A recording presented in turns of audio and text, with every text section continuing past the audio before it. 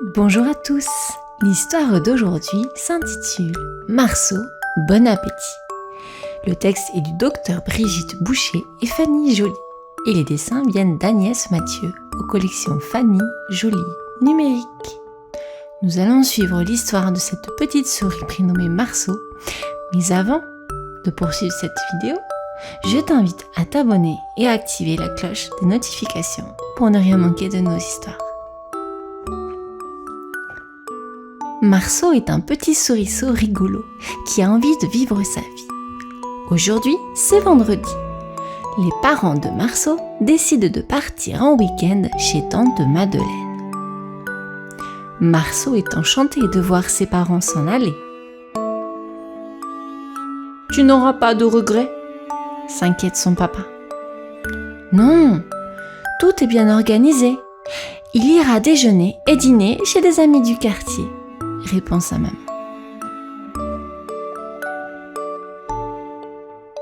Chez les vacarmes. Vendredi soir, Marceau va dîner chez les vacarmes. Quel boucan dans cette maison! Marceau sonne. Marceau attend. Marceau ressonne. Personne n'entend. Marceau frappe, tape, tambourine. Oh zut!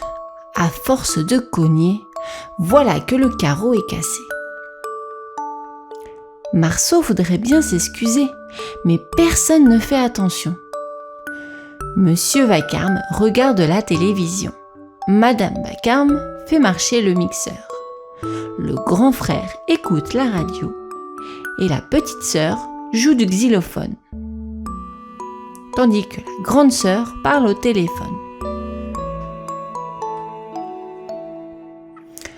Tout le monde est si agité que Marceau ne voit même pas les plats qui passent sous son nez.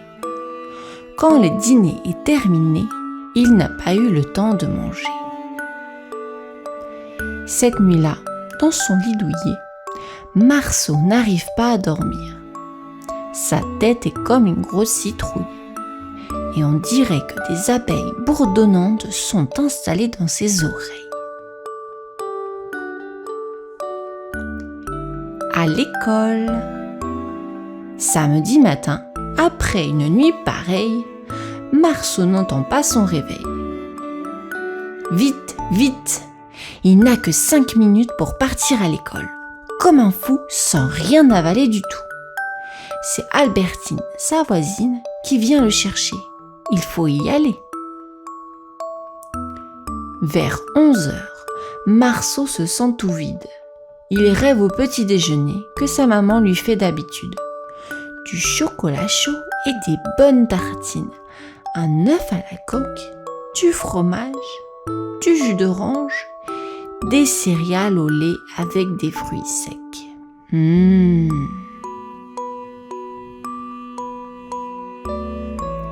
Chez les Gobetout. À midi, Marceau a une faim de loup. Il court chez les Gobetout qui l'attendent pour le déjeuner. Madame Gobetout vient de rentrer à la maison avec des caddies tout bourrés de provisions. Il y a des boîtes, des sachets, des paquets, des flacons, des cartons pleins d'images et plein de couleurs, comme on en voit sur les publicités. Marceau a de plus en plus faim. Soudain, il voit tout tourner autour de lui. Il crie. « J'ai faim, j'ai trop faim, je n'ai rien dans le ventre depuis hier à midi !» Et il tombe par terre, évanoui. Quand Marceau reprend ses esprits, les Gobetout sont penchés sur lui. Il dévore tout ce qu'on lui propose.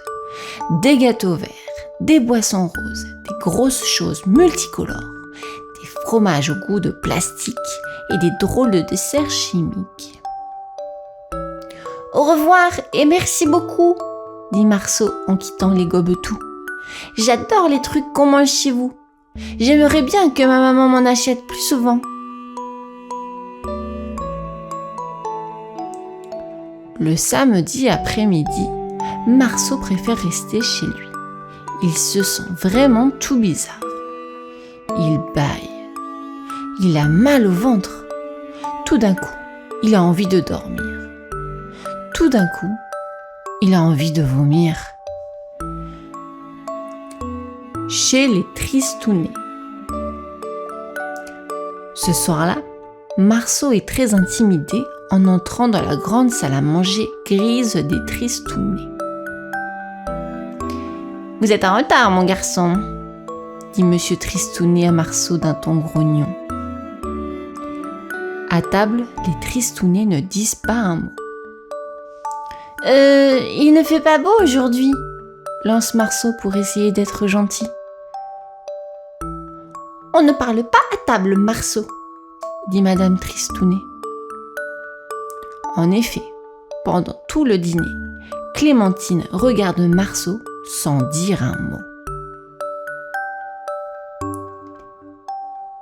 Pas la peine de dîner ensemble si on ne peut même pas se parler, pense Marceau. Malgré les timides sourires de Clémentine Tristounet, il se sent tout ensommeillé. Marceau, bon appétit! La grosse voix de Monsieur Tristounet réveille Marceau. La grosse voix de Monsieur Tristounet réveille Marceau en sursaut. L'horrible dîner est fini. Quel bonheur de s'en aller! Dimanche matin, Marceau a presque terminé son petit déjeuner préféré quand le téléphone se met à sonner. Allô, Marceau, c'est Suzy Bourrative. Il est midi, tu ne nous as pas oubliés. Toute la famille est réunie, on t'attend pour déjeuner. Chez les Bourratives. Marceau est affolé à la vue de tous les plats étalés sur la table de la salle à manger des Bourratives. J'espère que tu as une grosse faim, dit la grosse Madame Bourrative en embrassant le petit Marceau.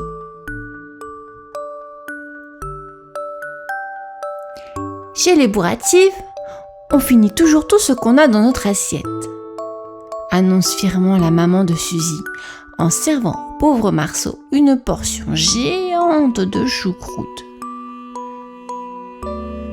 Mais j'ai déjà fini la soupe, le melon, les escargots et le poisson, supplie Marceau. Après la choucroute, la salade, les fromages, le gâteau, les glaces et les fruits, Marceau est malade de manger. Il aurait tellement préféré jouer avec Suzy et ses cousins plutôt que de passer 2 heures à table. Quel dimanche après-midi!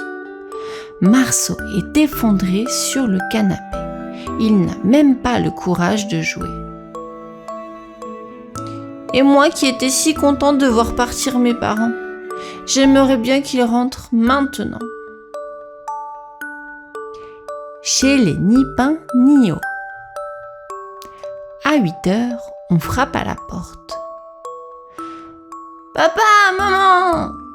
hurle Marceau. « C'est vous ?» « Non, Marceau, c'est moi, c'est Coco, Coco ni pain ni eau. On t'attend pour dîner là-haut. » « Tu en as une mine, mon pauvre Marceau ?» s'inquiète Madame ni pain ni eau. « Je crois que je suis un peu malade, » murmure Marceau d'un air penaud. « J'aimerais juste un morceau de pain et puis aussi un grand verre d'eau. » « Du pain ? Nous n'en mangeons jamais. Nous n'avons pas envie de grossir, » s'exclame Monsieur ni pain ni eau en avalant ses remèdes contre la constipation. « Et nous buvons le moins possible. Nous n'avons pas envie de gonfler, » ajoute Madame ni pain ni eau. « Ni pain ni eau, quelle drôle d'idée. C'est peut-être pour ça que Coco ni pain ni eau a toujours mal au ventre. Pourtant, c'est si bon la baguette, se dit Marceau dans sa tête. Mais voilà qu'on sonne à la porte.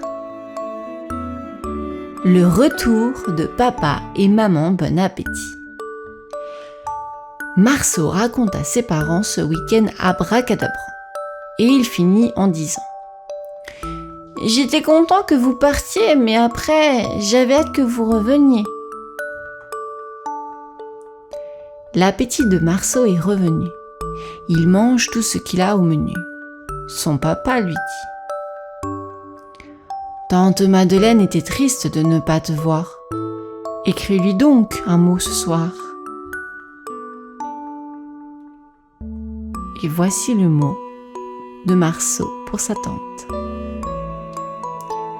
Chère tante Madeleine, comme j'ai regretté de ne pas venir chez toi, s'il te plaît, invite-moi le week-end prochain. Tu m'achèteras une baguette de pain et un litre d'eau tous les jours, d'accord ? Tu ne me forceras pas à finir mon assiette et si je te parle à table, tu ne feras pas la tête, hein ? Je ne veux pas des choses chimiques, mais on se fera des petits déjeuners gastronomiques. Sans se presser, sans radio, sans télé et sans boucan. Oh, ce sera super chouette. Je t'embrasse sur les 2 joues et la moustache. Ton petit souriceau, Marceau, bon appétit. Et voici la fin de cette histoire. J'espère qu'elle vous a plu. Bonne nuit.